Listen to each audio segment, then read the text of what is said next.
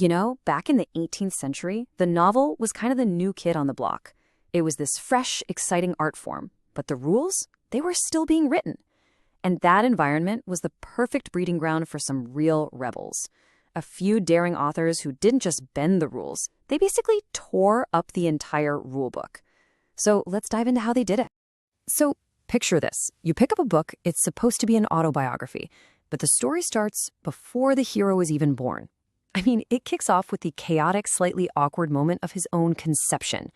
Sounds like something from a super experimental indie film, right?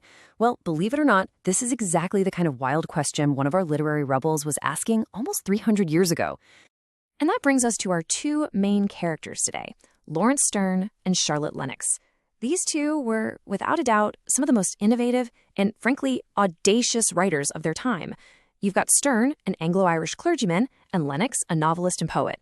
And they both looked at the way stories were being told and thought, you know what? This is broken. So they decided to fix it. And in the process, they changed the whole game. Now, to really get what they were rebelling against, you have to understand their biggest inspiration. There's this one masterpiece that just casts a giant shadow over this whole era, Miguel de Cervantes' Don Quixote. It's the story of a guy whose brain is so completely scrambled from reading adventure novels that he can't tell what's real and what's fantasy anymore. And that idea, that books can literally warp your perception of the world, well, that was pure creative gold. And you can see here just how directly Charlotte Lennox took that core concept and ran with it. So, where Don Quixote was obsessed with old-school stories about knights and chivalry, Lennox's hero, a woman named Arabella, is completely hooked on the over-the-top romance novels of her day. She sees her everyday life through this totally unrealistic filter, expecting epic drama and passion at every turn. It's just a brilliant gender-swapped take on a classic. All right, let's start with our first rebel, Laurence Sterne. His masterpiece, The Life and Opinions of Tristram Shandy, Gentleman, is, well, it's not a normal novel, not by a long shot. It's this chaotic, hilarious, and really philosophical journey right into a human mind. And it's still considered one of the most bizarre and groundbreaking books ever written. And that's how it begins. I mean, can you believe that opening? Tristram blames all his life's problems on the very moment he was conceived because it was interrupted when his mom asked his dad if he remembered to wind the clock. That one, tiny, almost comical distraction sets the stage for the entire book. It's about a life just constantly being knocked off course by chance, by absurdity, and the hilarious messiness of being human. So what this really means is that Sterne just takes the traditional A to B plot and throws it completely out the window. The narrator, Tristram, gets so lost in his own thoughts in telling little side stories and family anecdotes that it takes him hundreds of pages just to get to his own birth. He's constantly breaking the fourth wall, talking directly to you, the reader, basically inviting you into the chaos.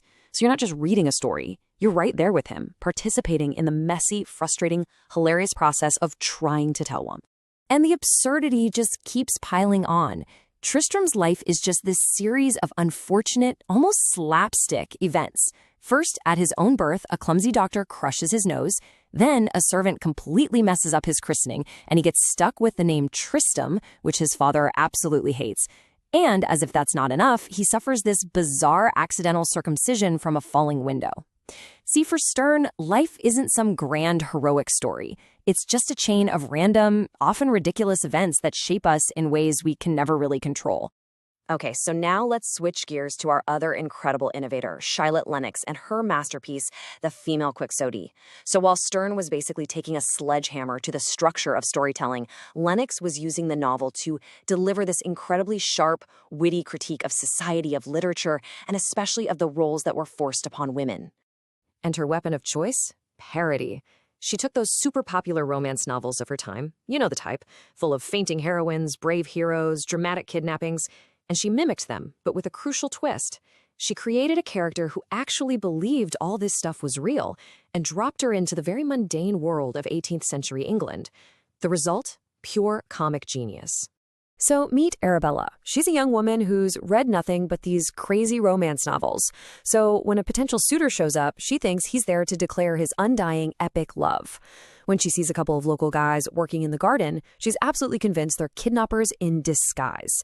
And through all these hilarious misunderstandings, Lennox isn't just making fun of silly books. She's critiquing the very real and damaging expectations they put on women to just be beautiful, passive objects waiting for a hero to show up. But seriously, don't let all the comedy fool you. Underneath all that satire, The Female Quixote is a really serious book. Lennox is asking these huge questions about female education, about reason versus fantasy, and about a woman's struggle for independence in a world that's constantly trying to write her life for her.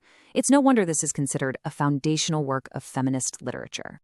So why are we still talking about these two authors writing hundreds of years ago? Why do they still feel so fresh and so relevant?